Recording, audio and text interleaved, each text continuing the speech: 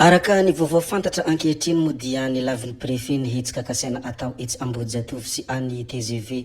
Tsy nahazo alalana hanao etsika etsy Ambodijatovy ny mpanolontsaina municipal sy ny avy amin'ny fanoherana araka ny tapaky ny organisation mixte de conception na hoe OMC izay notarihin'ny prefet ny Antananarivo ny androany. Etsy ankilany dia tsy nahazo fahazahoan-dalana hivora amin'ny Roxy ihany koa ny avy amin'ny TGV hoy atran'ny prefet. Misy loza mitatao amin'ny fandriampahalemana ny fisian'ny fandranitana amin'ny taka amin'ny fikasana handolo sy hanafika tranon'olona ka izay no antony nandraisana ny fanapahan-kevitra ny nambarana hatrany. Hilaza zavatra maro sy vaovao rehetra mandalo ao a Madagasikara mo isika ato anatin'ity video ity ka anasana anareo rehetra hanaraka izany hatramin'ny farany. Famelohany hidirantsika amin'izany zavatra rehetra izany dia mbola entanina toy ny mahazatra foana ianareo abonné ny chaîne natsika ary asio j'aime ny video indrindra aza adinona foana ny mametraka ny komantera. Ndeha aloha hidirantsika vetivety izany fanaovana abonnement izany mialoha hidirantsika amin'ny resaka zay ataontsika. Ndao ary tompoko lahy, ndao ary tompoko vavy, abonné vetivety ary ny chaîne natsika.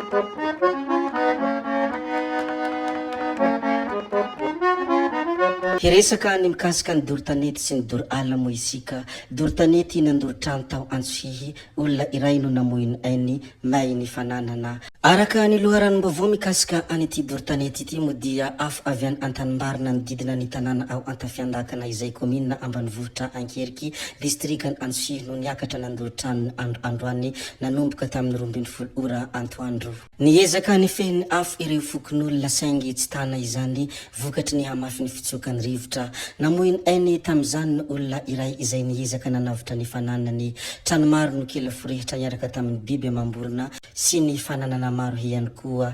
Efa voafehiny afo saingy vahoaka maro no tsy manan-kialofana vokatra ity doro-tanety ity. Eo anatrehany ity voina izay mahazo izy ireo mo dia miantso fanampiana ho an'ireo vahoaka ny traboinany be ny tanàna voafity tao Ankerika. Nanome fanehoan-kevitra mo isy olom-bavam-bahoaka Gasikara feno soa manoloana ny zavamisy eto amin'ny firenena. Nilaza mo ity Andriamatoa ity ny hoe fitoana nitondrana dia mbola mitady vahaolana foana ve hoe Gasikara feno soa. Nilaza mo i député Gasikara feno soa fa ampy izay efa fitoana ianareo nitondra teo fa mbola mitady vahaolana foana ve hoe izy. Nilaza ihany koa ity solombavam-bahoaka ity ny hoe tsy olona no fahavalo eto fa naherinaratra sy ny rano tapaka. Nisy ireo fampanantenana tsy tanteraka ka antony mahatonga anay hijoro hatrano hoe izy. Ny fahefana mpanatanteraka no natao hamaha izany olana izany ka raha tena manana finiavana dia ajanona alohan'ny teleferika sy ny laky arivo fa vahao alohan'ny olany jiro sy rano hoy ny fanehoan-kevitra izay nambarany ity solombavam-bahoaka Gasikara feno soa ity. Etsy ankilany ihany koa dia nivoaka tamin'ny fahanginana ny solombavam-bahoaka ny Toamasina Andriamatoa Roland Ratsiraka tsy nijiramany olana fa nimpitondra hoy ny solombavam-bahoaka Roland Ratsiraka.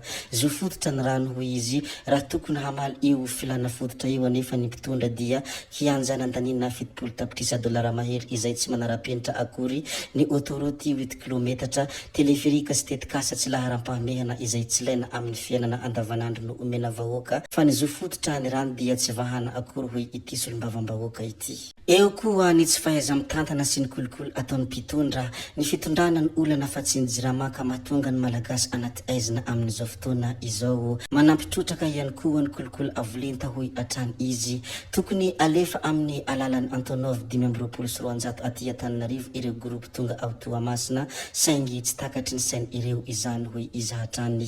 Nilaza ihany koa ity solombavam-bahoaka ity ny hoe nitetikasa volobe sy sahofika izay famatsiana jiro ary ny jirama water free hamatsiana rano ho an'ny Antananarivo dia tsy nataon'ny fitondrana rajoelina satria tsy laharam-pahamehana aminy. Ny vahoaka malagasy mihitsy no hitsakitsahana ny fitondrana mangoron-karena ary izay hatrany no tanjony ka tsy azo ekena izany hoy hatrany ny fanazavany. Fa ny fikambanan'ny taxi ao Antananarivo renivohitra kosa dia hanohana ny hetsika izay atao amin'ny alakamisy 12 septambra 2024 avy izao. Mizaka ny fahasaranana noho ny fahatapanjina jiro sy ny tsy fisian'ny rano iainan-ponina ao Antananarivo ihany koa ireo mpitondra taxi ka antony hanohanany izy ireo nihetsika izay atao amin'ny alakamisy 12 septambra ho avy izao izay ho tanterahana itsy Ambohijatovo. Manameloka ny herisetra natao tamin'ny Clémence Raharnirina filohan'izy ireo tamin'ny fotoana ny samborana azy ihany koa ny fikambanana taxi Antananarivo renivohitra. Fa ny zavantranga tany Mahajanga kosa dia sigara godoloka hosika 7 finosana no sarona tao Mahajanga. Ny alatsinainy 12 septambra tany Mahajanga nanao fisirihana manokana kontonera iray ny aveo anivon'ny Sampandraraha miady amin'ny zava-mahadomelona sy ny entana hosika ao amin'ny fadin-tseranana malagasy rehefa naharay fanerana avy ao La Réunion. Vokatry izany moa dia sigara godoloka mena hosika miisa 1.5 tapitrisa izay nozarena tao anatin'ny finosana 7 sy boritra 2.50 no hita raha vao nosokafana ny kontonera.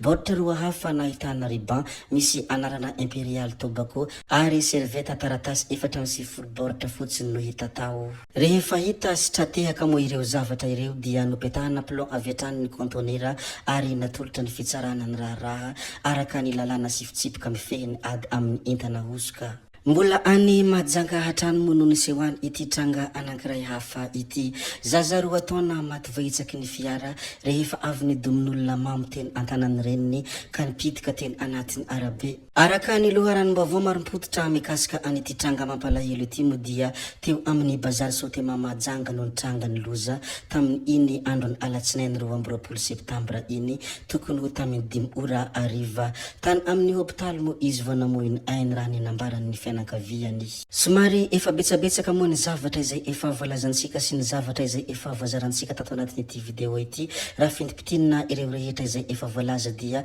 nilaza ny mikasika ny no lavin'ny prefet Antananarivo ny fangatahana fahazahoan-dalana hanaovana fihetsiketsehana izay ho tanterahana andron'ny 12 septambra. Tato ihany koa isika dia nilaza ny fanehoan-kevitry ny solombavambahoaka Gasikara Fenisoa mikasika ny fahatapahan-jiro sy rano. Nilaza ihany koa ny fanehoan-kevitra izay nambaran'ny solombavambahoaka ny Toamasina tsy iza moa izany fa Andriamatoa Roland Ratsiraka izay nilaza ny hoe tsy nijiramano olana eto izy fa ny mpitondra satria ny mpitondra dia tsy mahay ny laharam-pahamehana ary tsy mitsinjo ny vahoaka indrindra mpitondra tsy mahay mitantana. Tsy lasa-danja amin'izany ny firesantsika ny zavantranga tany Mahajanga resaka kontonera iray izay natratrarana godoloka hosika. Nilazalaza ihany koa isika ny mikasika ny dorotanety izay nandoro-trano tany Antsihy ary olona iray no namoy ny ainy may avokoa ny fananana. Nilaza ihany koa isika ny mikasika ny fikambanan'ny taxi ao Antananarivo renivohitra izay hanohana ny hetsika amin'ny alakamisy 12 septambra 2022 avy izao.